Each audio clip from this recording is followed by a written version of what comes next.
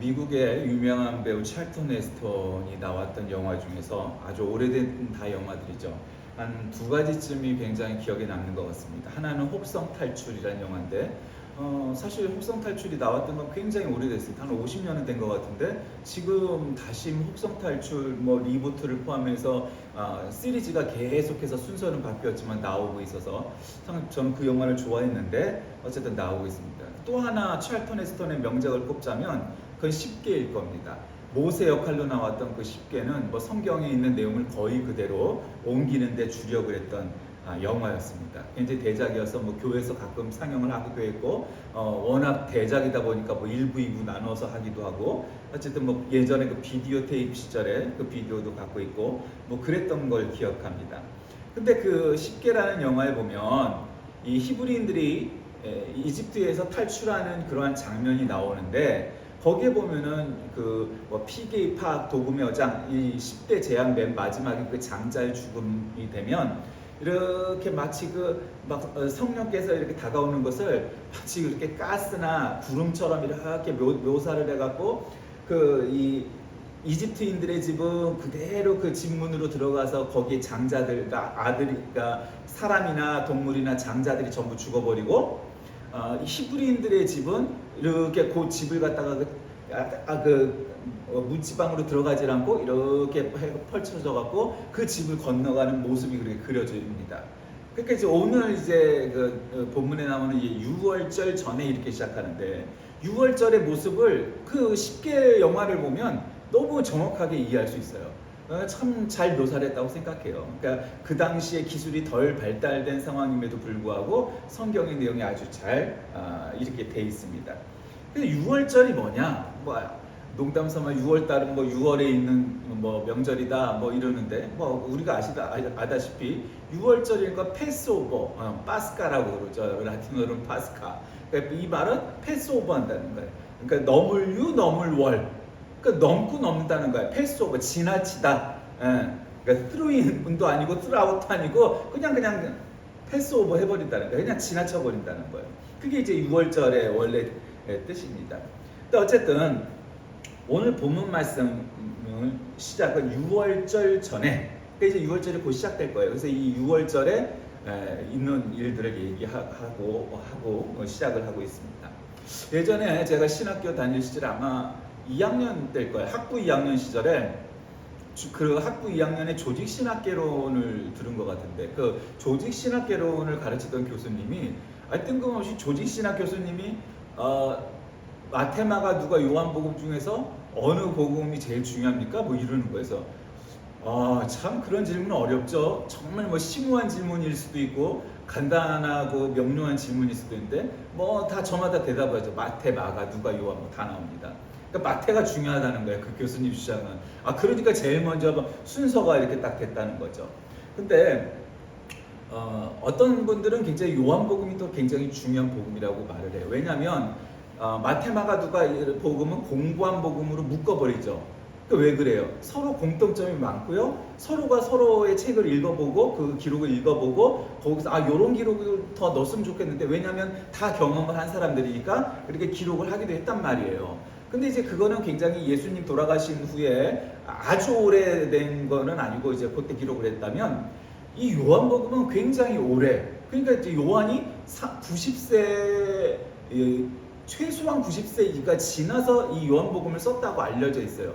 그러니까 굉장히 오래 그 편차가 돼 있는 거죠. 그러니까 예수님 당시에 뭐 20살, 30살 뭐라고 생각한다면 여러분 그 기간이 얼마겠어요? 굉장히 시간이 아무리 조금 잡아도 예수님이 부활승천하시고 나서 50년 정도는 그 공간이 빈다고 봐야 돼요. 그러니까 제사복음서라고 말하는 요한복음은 굉장히 나중에 쓰여진 성경이란 말이죠. 그러니까 굉장히 관점도 다르고 이 마테마가 누가 복음을 다 읽어보고 그런 시간적 여유가 있었던 사도 요한이 이 복음서를 썼을 때는 뭔가 다른 거가 있을 거란 말이죠. 그리고 마테마가 누가 요한 중에 누가 예수님의 12제자 12사도죠? 이렇게 얘기하면 빨리 대답이 안 나오죠?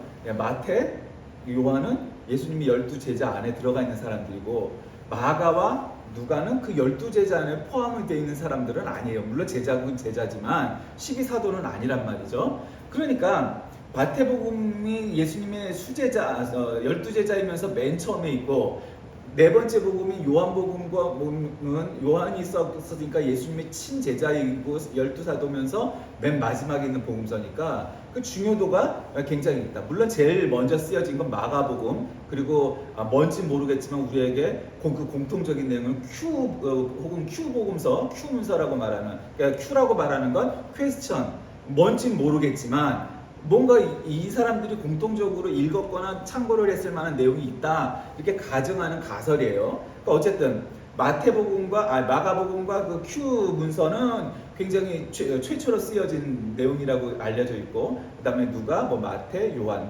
이런 순서대로 거의 이렇게 쓰여졌습니다. 근데 어쨌든 왜 이 뜬금없이 이 공관복음과 요한복음 얘기를 하느냐? 오늘 이제 나온 게 6월절 세족식이란 제목을 달았어요. 지금 이때는 6월절이에요. 아까 6월절은 그거잖아요. 6월절은 이스라엘 역사의 시작이에요. 이 장자의 죽음, 즉 이 6월절로부터 이스라엘의 역사가 시작됐다고 그러면 돼요. 우리로 얘기하면 사실은 개천절이라고 말을 해도 크게 다르지 않아요. 그러니까 이스라엘 역사의 시작이 패스오버 이 6월절이었는데, 예수님께서 지금 이 6월절 때, 6월절이란 거는 이제 6월절이 딱 이 패스오버를 기념하는다니까, 지금도 아파트에 사는 사람들이 베란다에다가 텐트 치고 아이들하고 자면서 무교병, 그러니까 아무것도 들어가 있지 않은 밀가루로 만든 빵, 그러니까 아무 맛도 없을 거 아니에요, 그렇죠? 그게 무슨 소금도 들어가고 버터도 들어가고 우유도 들어가고 치즈도 들어가고 그래야 빵이 맛있어지는 거지, 밀가루 반죽으로 빵을 만들고 그러니까 누룩이 없으니까 이 빵이 어떻게 돼요? 그러니까 쉽게 설명하면 우리가 먹는 빵 같은 빵이 아니고 그 왜 난 같은 거예요. 난. 근데 난 같은 건데 그 난은 그래도 그 안에 누룩도 들어가 있고 버터도 들어가 있으니까 그게 맛있지. 그 누룩과 버터나 이런 것들을 다 빼버리면 뭐겠어? 그냥 밀가루 반죽, 뻥튀기 같은 거예요. 뻥튀기 한마디로. 그러니까 그런 걸 먹어가면서 텐트에서 잔다 이 말이죠. 왜냐면 그때 이제 초막을 짓고 이래야 되고 이러니까 6월절을 그렇게 지낸단 말이에요, 지금도. 그런데 이 6월절 전에 예수님께서 당신이 이제 십자가에 못 박혀 잡혀가실 그 전에 무슨 일이 벌어져요? 마가의 다락방에서 제자들과 함께 마지막 식사, 우리가 마지막 만찬, 성만찬, 주님의 만찬, 하여튼 여러 가지 부르는 마가의 다락방에서 마지막으로 제자들과 밥을 먹는 예수님의 모습이 나오죠. 그런데 재밌는 건 뭐냐면 마태, 마가, 누가복음, 즉 이 공관복음들은 이 내용을 기록할 때 어떤 위주로 기록되냐면 성만찬 중심으로 그 내용을 기록해요. 그 밥 먹었던 때를. 그런데 요한은 조금 관점이 다르단 말이죠. 어떤 면에서 달라냐? 공관복음이 성만찬 중심으로 해서 너는 나를 기념하라 이런 거, 이건 내 몸이요, 이건 내 살이다, 내 피다, 이렇게 말씀하시는 그 대목들을 아주 면밀히 기록해서 그 공관복음의 성만찬을 중심으로 해서 어떤 사람들은 화채설도 나오고 어떤 사람들은 공제설도 나오고 어떤 사람들은 영적 임재설도 나오고 어떤 사람들은 기념설도 나오고, 그래서 이 네 가지 성만찬을 이해하는 것에 따라 신학이 아주 많이 분파가 됐다. 예전에 그런 설교 몇 번 한 적이 있어요. 그만큼 성만찬이 중요한 것인데 요한복음은 조금 관점이 달랐다는 거예요. 어떤 관점이 달랐냐? 성만찬에 대해서 자세히 기록하지 아니하고, 그러니까 여기는 지금 같이 저녁 먹는 중, 이걸로 끝이야. 여러분, 그렇게 성만찬이 중요하다고 말했는데 요한은 저녁 먹는 중 이걸로 땡, 그게 관심이 없었다 이거죠. 왜? 공관복음에 다 나와 있으니까. 요한은 알고 있었단 말이죠. 이미 공관복음에 아주 자세히 기록됐으니까 덧붙여 다시금 반복하지 않았다. 저녁 먹는 중, 그걸로 그냥 땡이에요. 그리고 뭐를 얘기하냐? 우리가 흔히 얘기하는 제자들의 발을 씻기시는 일, 즉 세족식을 거행하셨다 하는 것을 기록하고 있어요.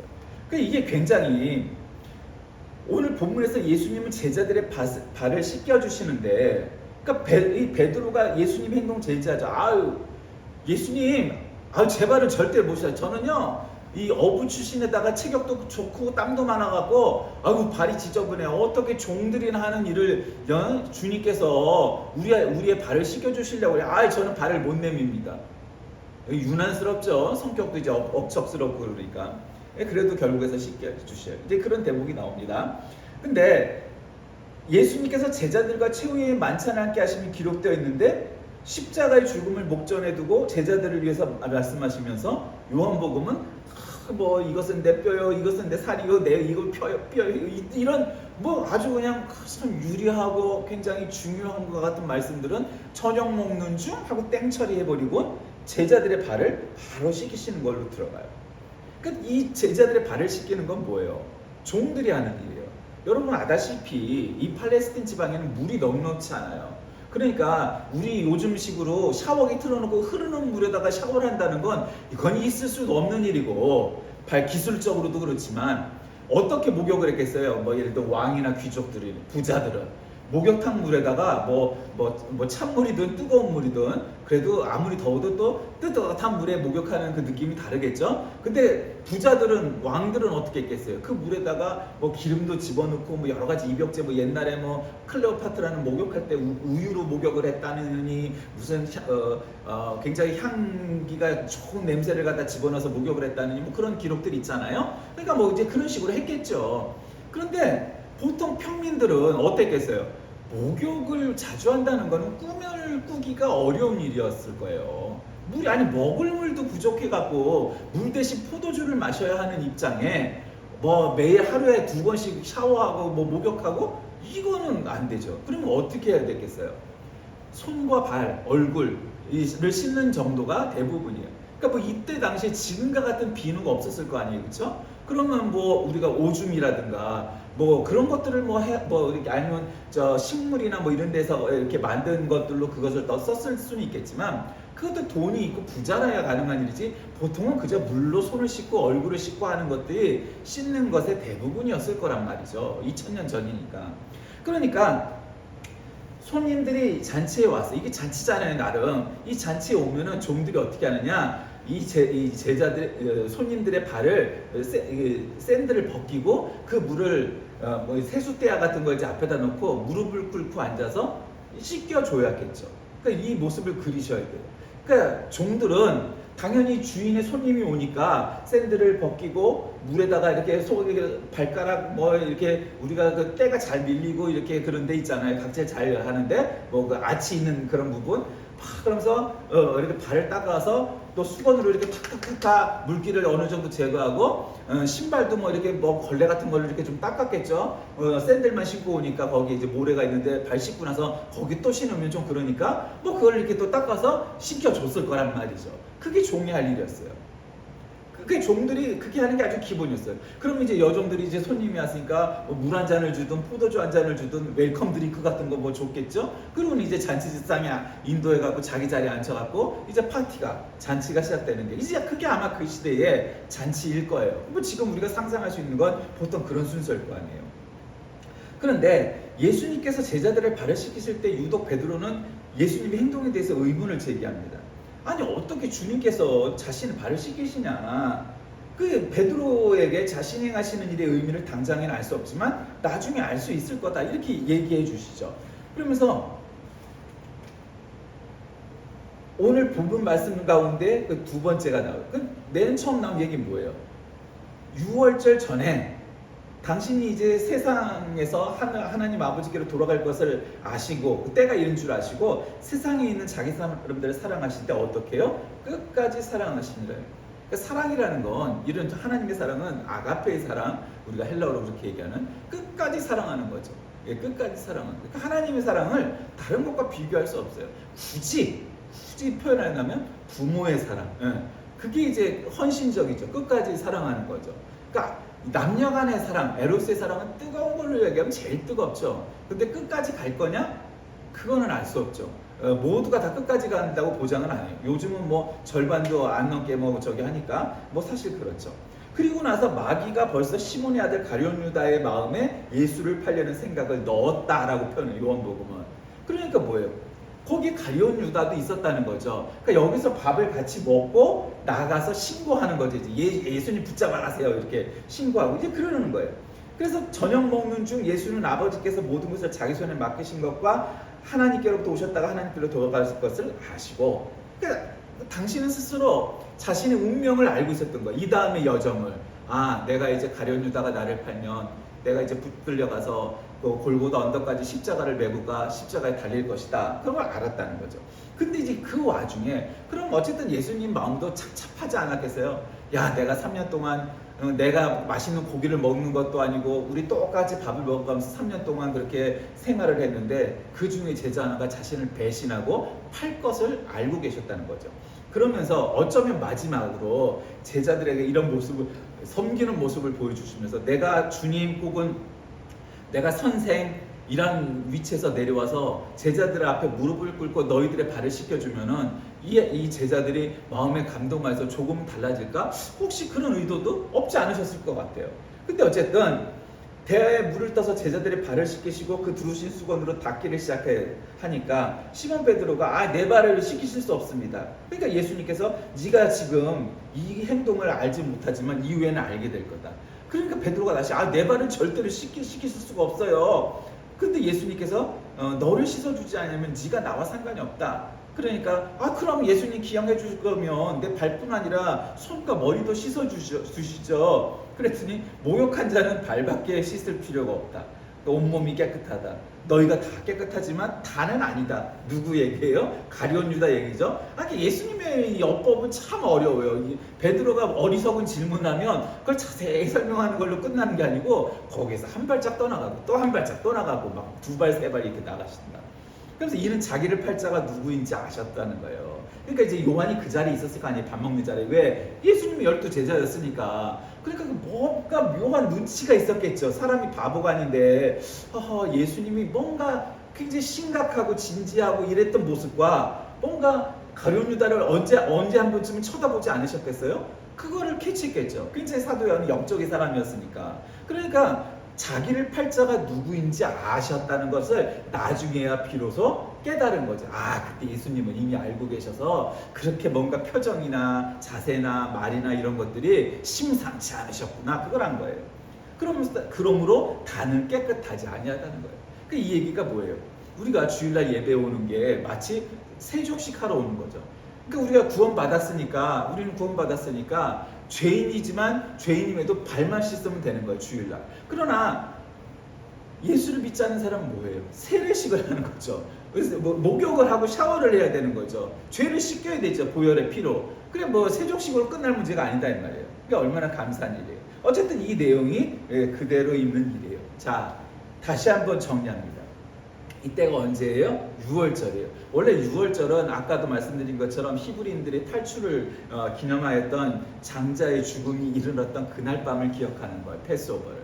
그러면 이게 6월절이 지나면 무교절이 시작돼요. 그러니까 6월절 첫날이고 그 다음날부터 무교절이 일주일 동안 이어지는데 여러분 지겹지 않겠어요? 어떤 분들은 흰쌀만 계속 먹는 것도 지겨워하는데 반찬도 이렇게 변변이 없이 그냥 아무것도 없는 밀가루 반죽에 떡을 갖다 일주일 내내 먹으면 어른들은 그냥 그 의미를 되새기면서 참는다고 쳐요. 애들은 어떻겠어요?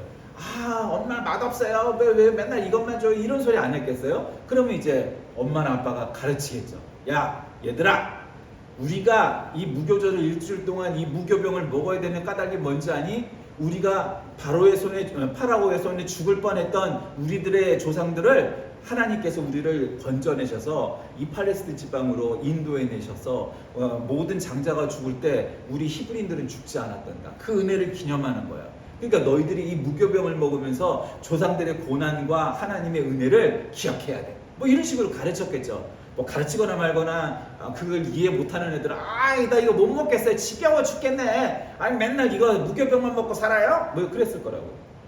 그러나 어쨌든 그러든 말든 대부분의 부모는 그런 굶어. 이스라엘 부모라면 그러는 거예요. 지금 우리가 가진 것은 무교병밖에 없어. 맛있는 빵 따위는 없어. 원래 이스라엘 빵이 뭐예요?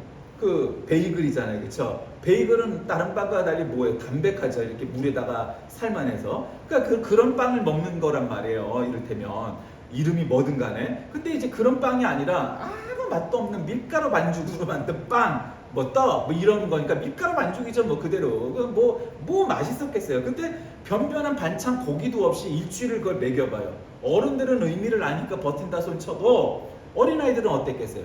불만이 많았을 거라고. 그걸 먹여야 되는 거예요. 그 6월절이었다고 했어요. 공관복음들은 그 모든 것들을 다 어떻게 기록했다고요? 성찬식 위주로, 성만찬 위주로 기록했다고 했어요. 근데 사도 요한은 어쨌다고요? 세족식을 갖고 얘기하고 있는 거예요. 자, 이 이야기의 결론이 뭘까요? 6월절, 성만찬, 그리고 세족식. 그리고 그 다음번에 무슨 일이 일어날지 우리는 이미 알고 있죠. 성경의 이야기를 하니까 예수님께서 십자가에 달리시고 죽으셨다가 부활 승천하는 그 십자가의 사건까지 알고 있어요. 자, 여기서 예수님께서는 제자들에게 자신이 그 십자가를 지고 부활 승천할 때 가까웠음을 말씀하시면서 이제 또 나오죠. 이 뒤에 보면 세 계명을 주세요. 이 이후에. 그게 뭐예요? 하나님을 사랑하라, 서로 사랑하라. 그것이 세 계명이에요. 그러니까 지금도 유대인들에게 있어서 계명은 뭐예요? 뭐 쉽게 얘기하면 십계명이에요. 구약의 율법이에요. 셀 수도 없이 많고 그래도 중요하다고 그런 걸 추린 모세 율법, 모세의 계명, 십계명이에요. 야, 그 10개도 많아. 뭐냐? 하나님 사랑하고 사람 사랑하면 돼. 그게 하나님을 믿는 목적이야. 신앙의 목적이야. 라고 말하는 거죠. 그게 예수님의 결론이에요. 여러분, 요한복음은 굉장히 영적인 지식, 영지주의적인. 근데 거기서 이제 너무 확대를 시켜서 영지주의라는 이단으로 발전하지만 뭐 빛과 어둠, 뭐 이렇게 굉장히 상징성을 많이 얘기하죠. 근데 기호도 많이 포함되어 있고. 그러니까 빛과 어둠, 이건 본서에서 굉장히 강조하고 있는 영적 상징어입니다. 근데 예수님으로부터 배신의 예고를 들었던 가룟 유다가 떡 조각을 건네받고 나가니까 곧 밤이었다는 거예요. 예, 그렇게 굉장히 그 수사학적으로, 문학적으로 깊이 있게 얘기하죠. 가룟 유다가 도망쳐 나갔더니 그때가 이미 밤이었다는 거죠. 또 사실은 따지고 보면 당연한 거 아니겠어요? 이때 마가의 다락방에서 성만찬 저녁을 먹고 있었으니까 저녁을 먹다 나갔으면 당연히 밤이었겠지. 그게 뭐 아침이었겠어요? 그러나 그것은 굉장히 문학적 상징성이 담긴 거 아니에요. 그 예수님 판 배신자 죄인이 그 밖으로 도망을 갔더니, 예수님을 떠나서 도망을 갔더니 밤이었다. 그게 이제 뒤에도 나오죠. 그러니까 악을 행하는 자들의 그 자기 행위가 드러날까봐 염려해서 대개 모든 범죄는 다 언제 벌어져요? 밤에 벌어지기가 쉽죠. 왜 그래요? 낮에는 사람들이 돌아다니면서 볼 수가 있으니까 사람들이 못 보는 밤에 벌어진단 말이죠. 근데 요즘은 그렇지도 않아요. 요즘은 CCTV가 곳곳에 있고 또 차마다 다 블랙박스가 있어갖고 그거 이제 소용없어요. 이게 지금은 내가 카메라에 안 걸릴 거라는 생각 자체가 굉장히 위험한 거란 말이죠. 그러니까 그게 죄의 본성이다. 겸손의 표상이 되어야 될 교회 지도자들. 오늘날 교회가 목회자들이 공부는 많이 안 하고 굉장히 지금까지 이룬 선대들의 그런 업적 유지를 갖다가 잘 따르지 못하면서 굉장히 교만해졌죠. 그래서 더 이상 공부 안 해요. 그냥 문자적인 공부만 하고 끝나버려요. 그러니까 깊이 있게 공부 안 해요. 그러니까 옛날에는 교회가 가장 똑똑하고 교회가 가장 앞서 있고 문화적으로 교회가 가장 모든 면에서 다 앞서가는 리딩되는 이 사회에서 교회보다 더 발전된 곳은 없었어요. 근데 이제 어느 순간부터 그렇지 않았어요. 그러니까 교회가 세상을 이기게 더 이상 발전해야겠다 이렇게 생각한 것이 아니고 너희들은 무식한 그런 분야를 강화해야겠다 하면서 괜히 말도 안 되는 걸 강화하기 시작을 해요. 그러니까 이 문제가 생긴 거죠. 겸손의 표상이 되어야 될 교회와 교회 지도자들이 예수님의 모습을 바라다 보세요. 지금 예수님은 제자들의 발 아래 무릎 꿇고 앉아서 제자들의 발을 씻기는 거예요. 뭐 우리가 예전에, 요즘은 잘 안 그런 것 같은데 한때 막 80년대 90년대 막 한국교회가 부흥할 때 성경학교나 수련하면 꼭 세족식이 있었어요, 여러분. 그리고 담임 선생님들이 다 아이들의 발을 씻겨주고 그럼 또 아이들이 거기서 눈물을 흘리면서 우는 애도 있고, 정말 그렇게 순수하기도 했고 그 세족식의 영적 의미를 알고 있었단 말이에요. 그러니까 아무리 어린아이일지라도 예수님이 내 발을 씻겨주시는구나, 선생님이 내 발을 씻겨주시는구나, 그거를 그 성령의 임재와 그걸 깨달았었단 말이죠. 근데 지금은 어떨까요? 아마 이렇게 발을 씻겨주면 아이들이 그러지 않을까? 너무 극단적인 표현이죠. 뭐 항상 그런 건 아니고 다 그런 건 아니지만 점점 그런 빈도가 늘어나는 것만큼 사실인 것 같아요. 애들이 문제가 아니라 교회 지도자들서부터 그렇게 교만하고 무식하고 그러다 보니까 지도력을 잃어버린 이 시대가 되어버린 거죠. 어쨌든 겸손의 표상이 되어야 될 교회 지도자들이 제자들 앞에 무릎을 꿇고 발을 씻겨주시는 예수님의 겸손을 발견해야 되는 거죠. 여러분, 겸손이라는 건 뭐냐면 원래 헬라어의 그 뜻을 보면 이해와 비슷해요. 이해가 영어로 뭐예요? understanding이잖아요. 밑에 있다. 겸손도 똑같아요. 밑에 자리하고 있다라는 뜻이에요. 원래 겸손이라는 게. 내가 원래 파티에 가면은 상석에 앉아야 될 사람임에도 불구하고 말석에 들어가 앉는다는 거죠. 그러니까 여러분 그런 거여야 되는 거예요. 그렇게 돼야 되는 거예요. 여러분 다시 한번 6월절로 돌아갑시다. 6월절이 무슨 날이라고요? 모든 장자가 죽어야 될 날에 하나님을 믿는 사람들만 피할 수 있었던 하나님의 은혜의 날이었어요. 근데 여러분 한번 기억해 보세요. 그 6월절 날 히브리인들만 피해가야 할 수 있도록 조치하신 일이 뭐예요? 어떻게 하면 여기는 히브리 사람들이 있다는 것을 알고 성령께서 그들을 넘어가시고 알까요? 문설주와 임방에 어린 양을 잡아서 그 피로 바르는 것이에요. 자, 임방은 뭘까요? 임방하면 되게 어렵죠. 별것도 아닌 말이. 그러면 지방은 뭘까요? 문지방은 뭘까요? 문지방은 바닥에 있는 게 문지방이에요. 그 다음에 양 옆으로 세로로 서져 있는 건 뭐예요? 그거는 문설주예요. 문임방은 뭐예요?